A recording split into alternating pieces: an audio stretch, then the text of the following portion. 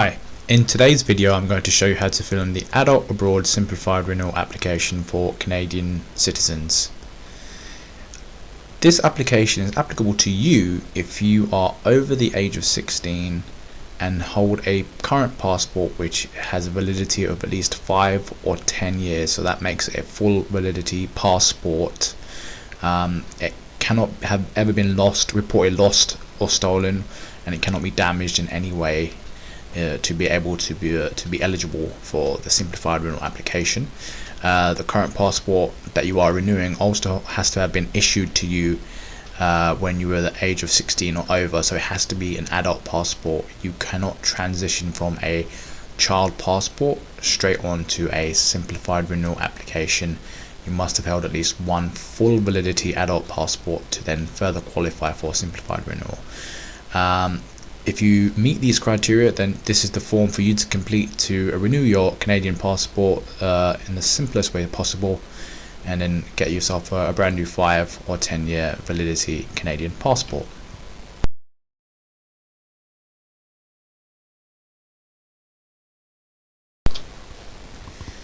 Section 1, Personal Information.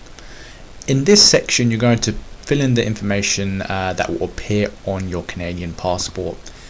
The simplest way to fill in this section is to have your current Canadian passport open in front of you and verbatim copy over the information that appears in the bio page onto this section here, section 1, Personal Information. Therefore the surname will be exactly the same as it appears in your passport. Please do not add any surnames, please don't double barrel any surnames, and do not make any changes to the way the spelling appears in the passport. So exactly the same as it appears in the passport is the surname field, and the given name field as well, exactly the same thing. So no name, no spelling changes, no additions or removals of names. If you have a middle name that's also included on your passport, again you include that as well, or if it's an initial, same thing. So however your given names or given name appear in your current passport, you're going to copy and paste them basically into this section. If your name was at any time different at your birth than is as it appears now in your passport, you can list it here. And the same thing with any other form, what names you may have had, maybe you were previously married, or a name change that occurred later on in your life. This is a key point as well. You can see there's a red outline as well. That's a good hint to show you that these fields are mandatory, so please take extra care of these. Standard security question, but one that can delay your application if you don't fill in this information. It's mother's maiden name, so quite simply your mother's surname at the time of her birth, and then your place of birth. So you have two criteria here, so there'll be city and country, again as it appears in your Canadian passport. So for example, if it's Ottawa, or Ottawa, Canada, Toronto, London, Canada, London, Great Britain, Hamilton, wherever it may be, you'll do exactly the same. And fortunately there's a drop down list here as well, so if you just want to find your country quickly, you can just find it here as well in that manner, your choice. And if you were born in a country which does have a province, a territory or state, if applicable, you can fill it in here in this section as well. So for example, if it's Toronto, it will be Ontario or ON, or Montreal, it could be QC, and so on and so forth. Next you fill in your date of birth here, and it's in the year, month, day manner. That's how you would fill in the information, again as per your passport. Then as per your passport will be your gender that you fill in, so either female or male. Next up you're going to just fill in some basic information about yourself, so your natural eye color, so the eye color you're born with, no contact lenses or anything like that, please. And then here you'll put in your height in either centimeters or inches. In the current home address field, you're going to list the address where you currently reside. I think a lot of people struggle with this one, especially if they may be living abroad or away from where they grew up or where their main residence is. As it states here, current. So wherever you're living, wherever you are in the world, that's the home address you put down in this field, okay? And then mailing address, as it states here helpfully, if different from current home address. So if you want your passport or documentation mailed elsewhere to this address, the current home address, you're going to list it here. So for example, a lot of people like to have it mailed to their work address, for example, because they'll be out of the house during the day when the mail is delivered, so you can list that here.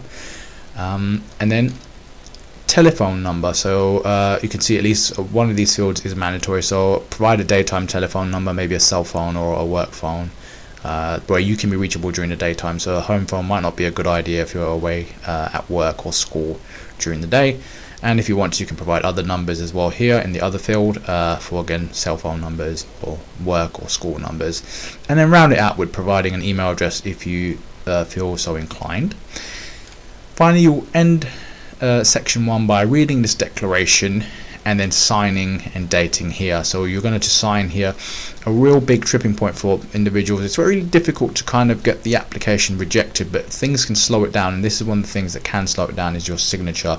Really take heed of this information here. Sign within border.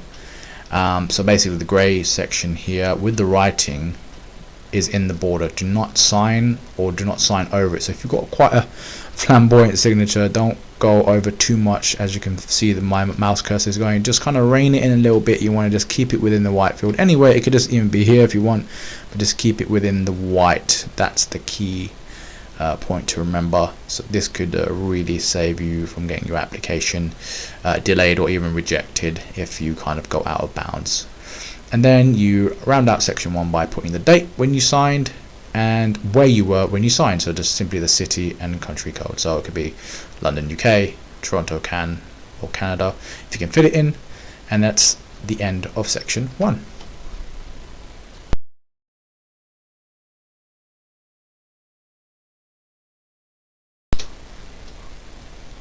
Section 2, previous Canadian passport.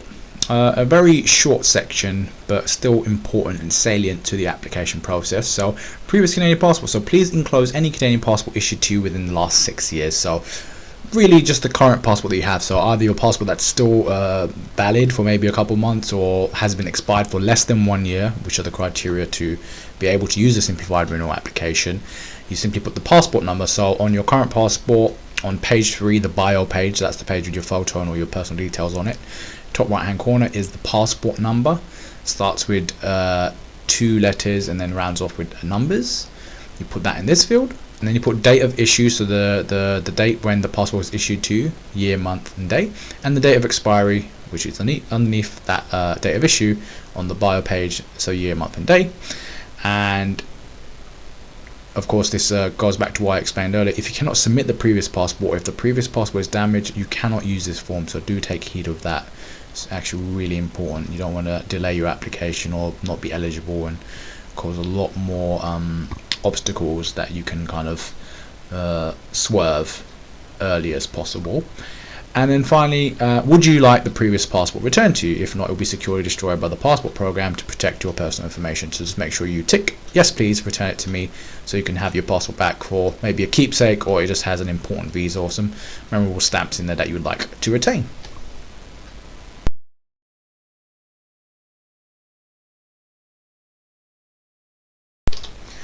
Section 3, Canadian citizenship. So section 3 may not be applicable to quite a few individuals, but just take heed of this initial statement here, and then you'll know if you need to complete section 3. So if for you it may not even be applicable, you may just be able to skip straight ahead to section 4. So to be completed if you were born outside of Canada between February 15, 1977 and April 16, 1981 inclusive. Okay, so the key points are you are Canadian but you were born outside of Canada and between these dates, so in between February 15th 1977 and April 16th 1981, then this section is applicable to you. If you fall within this remit, then continue on. So then you answer these questions as they apply to your predicament. So are you a naturalized Canadian, i.e. did you receive Canadian citizenship following immigration to Canada? So if it's a yes, you stop there and you head on straight to the next section, which is section 4. If it's a no, then you follow on to continue question B. So question B, was one of your parents born in Canada? Again, if it's yes, you skip on to section 4 on page 2, or if it's a no, you go on to question C. Question C is, when was your current certificate of Canadian citizenship issued? If it was after January 1st 2007, you submit the certificate with your application. be advised it has to be the original certificate. Photocopies, certified copies do not count. You have to supply the original, okay? And if your certificate of Canadian citizenship was issued to you before January 1st 2007, you will complete a supplementary sheet known as complete and submit form PPTC 001, proof of Canadian citizenship, additional information, and that's available online at the canada.ca/passport website. But take into account what you need to fill in, if at all, if this section is applicable to you, first of all, and then just read this, digest it really carefully, and it will make sure that you fill in the salient information as it applies to your particular predicament.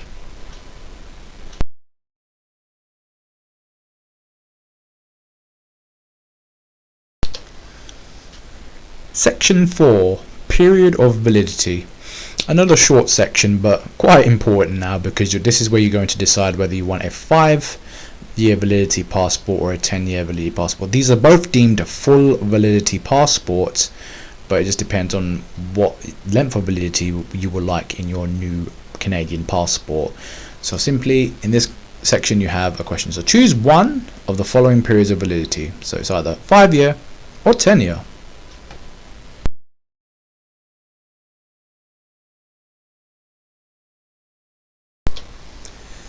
Section 5, additional personal information. Section 5 is split into a couple of different sections. There's quite a bit of information being thrown at you, but as long as you take it in and digest it, you'll be able to fill in this section correctly with minimal difficulty. And before you start, just take note of this, that if there's insufficient space for the information you're providing, you can attach a separate signed and dated sheet. So that's fine. You know, if you've got quite a bit of information to provide, can provide it on a separate sheet. Just make sure you sign and date that separate sheet and then supply it with your main application. So section 5A, addresses in the last 2 years. Okay, so you've already filled in your current home address on page 1, but if there have been any other addresses that you've resided at in the past 2 years, you'll fill in this section as well here. So if there's no additional addresses that you've lived at, you just hit this box, same as current home address, that's fine. Or if you've lived at any other addresses in the past 2 years different from current home address, then you'll complete the below section. So in these fields you fill in the addresses that are applicable to your situation, provided the number, the street, the apartment if applicable, the city, country and postal or zip code depending on what country you have lived in, and then the years that you've been there. So you just want to make sure that you tie up the address details for, remember, 2 years, and you want to make sure they all tie up, so there's no gaps in between years, and there's not a couple months in between where there's a gap in between your address history. So you want to make sure you tie that up if you have lived anywhere else in the last 2 years that are different from your current home address. And then you go on to section 5B, occupation history in the last 2 years. So you have 3 boxes to fill in. First, tick which are applicable. So check all that apply you over that 2-year period. You might have been in education and went on to work as well, or you might have been working whilst you're in education as well. So tick as many that apply. So I was employed full or part-time. I was in school full or part-time. And then the third section is other. So for example, other could be homemaker, unemployed, or retired, maybe registered disabled, for example, maybe taking a sabbatical from work, traveling, volunteering, etc. And then here you have to fill in this section regardless of what box you filled. You need to kind of elaborate further as well. That even includes things like the other field. So for example, if it's other and you are retired, you'll just write retired here, and then you can write the length of time you've been retired. So if it was from 3 years ago, you just put from 2014, and then you put to current or now. And then likewise in terms of work, you put the name of the employer, or if you're in education, the name of the school or college, for example, that establishment's address, work or school, the establishment's daytime telephone number, and then the field of employment or study. So for example, if you worked in a law firm as a lawyer, you'd put law, or if you're studying chemistry, you put chemistry degree, or college chemistry, or high school chemistry, for example. So you want to elaborate and provide as much detailed information as possible. And again, if you need to kind of go on further, you can provide extra sheets that just are signed and dated but you want to be as thorough as possible. Make sure you're covering the last 2 years in their entirety. Okay, so no gaps. You have to account for periods of unemployment as well, or if it's a lengthy vacation you may have taken as well, please account for that, so that there be no gaps or periods of uncertainty to a person that doesn't know about your situation.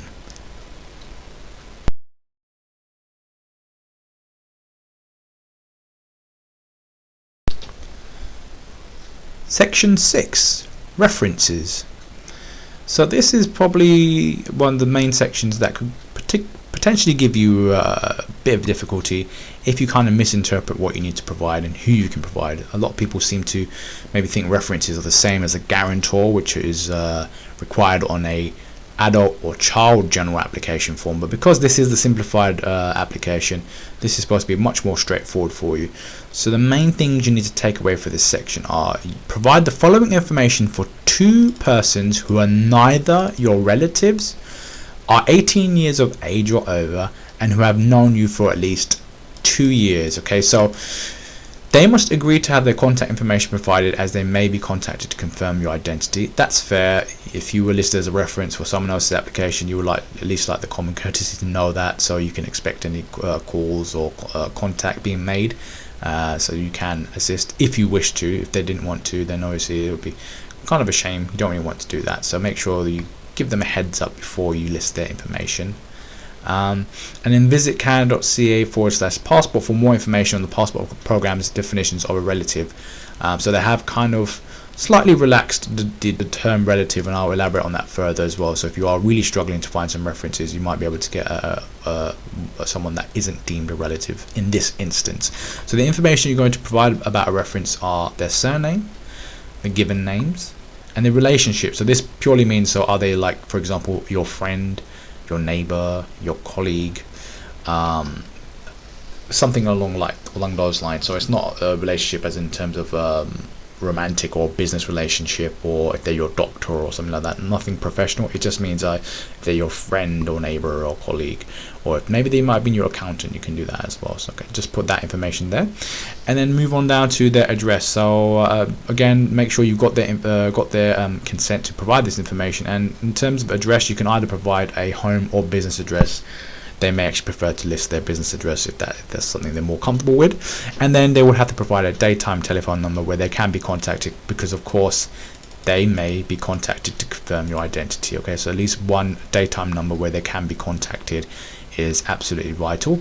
And then rounding out the information required for the reference: has known me for X amount of number of years, and the clue is they have to have known you for at least 2 years. The reference has to have known you for at least 2 years, so don't bother putting a reference that you've known for 5 months or a year or a year and a half. It has to be a minimum of 2 years. And in terms of references, they can be, most people pick friends, neighbors or colleagues, for example. And they can be from anywhere around the world. They don't have to be in the country where you reside. If you've just maybe very recently moved to that country and you don't know many people, that's fine, don't fret. You can just pick people from Canada, that's fine as well. So as long as you've known them for a minimum of 2 years and they're not related to you, then they can be a reference. Another thing is, references can be related to each other. So for example, if you had a best friend growing up and you're still good friends, and then they have maybe a sibling or their parent also knows you through association, then that could be potentially another reference for you, because they would have also known you for a number of years. It doesn't have to be intimately, but they just have to have known you. They can describe you if need be, and know what you're kind of doing at the moment in terms of working or studying. That's about it really, in terms of the information that they may be required to provide to Passport Canada. And in terms of relationship, certain relations are now deemed as not too close a relative and can be references. So for example, it can be cousins, can be aunts and uncles, it can be nephews and nieces. So that's really good as well. If you're really struggling, you can actually list those individuals as a reference as well.